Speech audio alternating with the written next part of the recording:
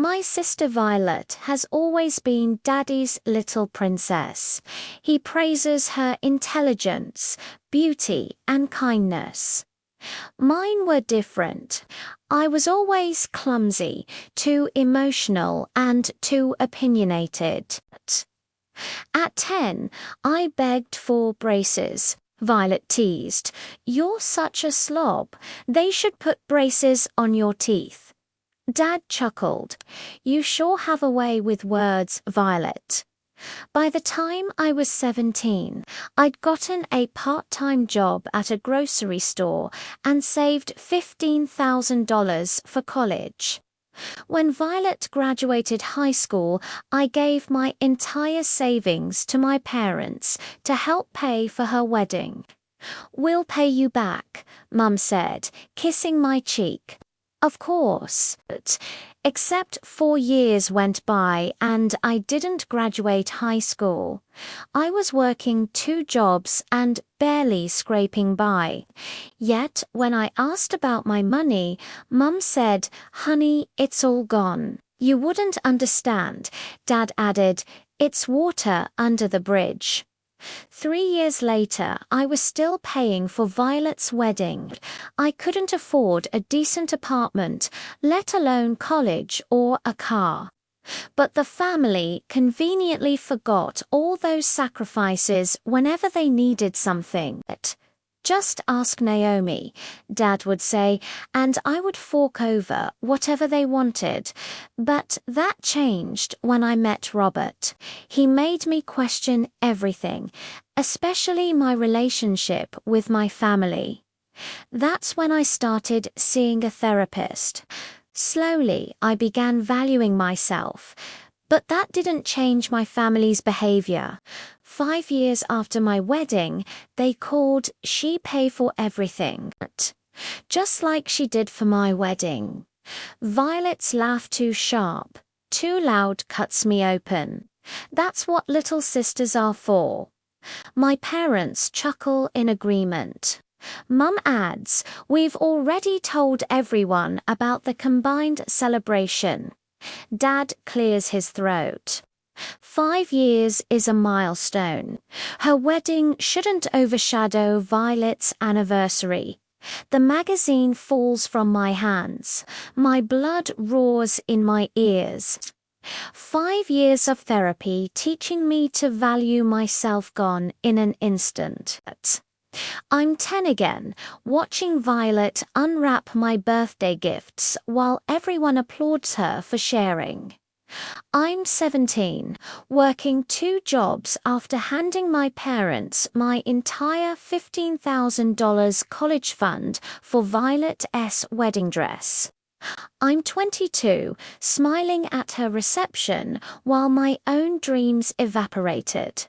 Not again. Not this time. What would you do if your family decided to steal your wedding? That night, Robert picks up the second ring. "They're doing it again," I whisper, but my voice doesn't shake. This time, I won't let them. 2 weeks later, Mum invites us for dinner. The table gleams with the good china, a trap. We thought, Mum announces, it would be symbolic to combine Naomi's wedding with Violet and Thomas's 5th anniversary. Violet pulls out a color-coded binder, same colors as my wedding. Continuity. All eyes turn to me, waiting for my usual automatic yes. "Let me think about it," I say. The silence is deafening. Dad pats my shoulder. "Always practical. That's why you handle the finances." Violet's eyes glisten with fake tears. "I thought you'd be excited." Mum smiles like she's already won. "Naomi will come around." She always does, but not this time. That night, I sneak into Dad's study. His computer glows, emails between Mum and Violet. Don't worry, Naomi will cover expenses once contracts are finalized. Receipts, catering, venue entertainment, dresses. Would you sacrifice again or finally fight back? Days later, Mum posts on Facebook, thrilled to announce we'll celebrate Naomi's wedding and Violet's anniversary together. 93 likes, dozens of comments. They announced my wedding without asking me. I call her, take it down. Her laugh stings. Oh, sweetheart, it's too late. Everyone's excited. Too late. Always too late. At the bridal boutique, I finally try on the simple dress I love.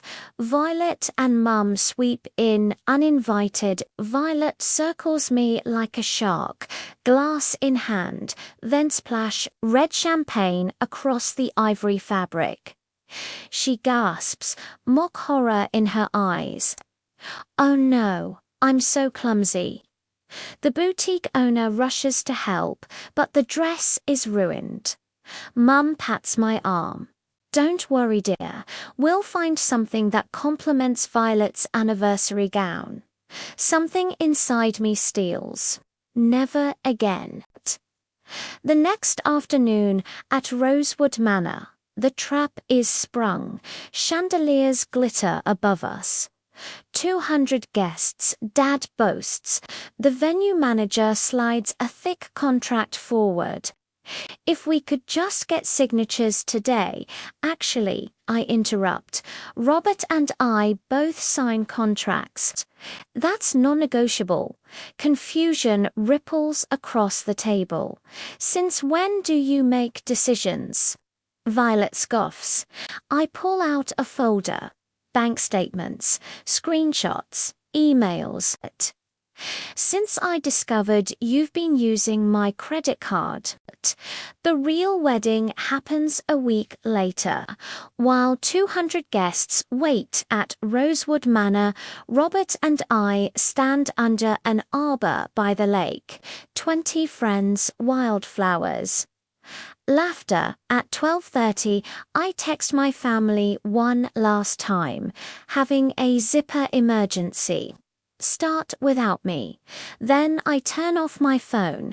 At Horizon Lake, vows are spoken. At Rosewood Manor, chaos erupts. By nightfall, my family is presented with a $57,000 balance, legally theirs. As Robert kisses me, surrounded by people who chose us. I know, freedom cost me $6,000, and it was worth every penny. Would you risk everything to escape even if it meant war with your family? The morning after, they show up at my door. Mum's mascara streaks. Dad's jaw is clenched. Violet seethes. You're legally responsible for this bill, Dad snaps. This is revenge, Violet hisses. I place a portfolio on the table. Press play. Their own voices fill the room. She'll pay for everything. That's what little sisters are for. I slide forward the evidence contracts, receipts, fraudulent charges. Robert Calm beside me adds, this state allows one-party recordings. Everything here is legal. Dad pales, Mum collapses, Violet sputters. Thomas, her husband, mutters quietly. So you really did the same thing 5 years ago. The silence that follows is deafening. I open the door. You can leave now. Consider the $63,000 your investment in my freedom. 1 year later, sunlight spills across our dining table. Turkey roasts in the oven. Friends laugh in the kitchen. This house feels warm in a way my childhood never did. The doorbell rings. Violet stands outside. No makeup, no performance. I came to apologize, she says softly. Really apologize. I search her face, waiting for the manipulation. But all I see is humility. Therapy, she admits. Hard, but necessary. Later, gathered around our table, Robert raises a glass to chosen family and second chances. I look at Violet clearing dishes quietly. Not forgiven, not yet. But maybe someday. Later that night, Robert hands me a small silver-wrapped box. Inside, our $6,000 deposit receipt, framed with the inscription, "Best investment we ever made in our freedom." I smile through tears. Some lessons are expensive, but worth every penny. Do you think Naomi was right to forgive her sister? Let me know in the comments. If you enjoyed this modern fairy tale, please hit the like button for more stories. See you next time.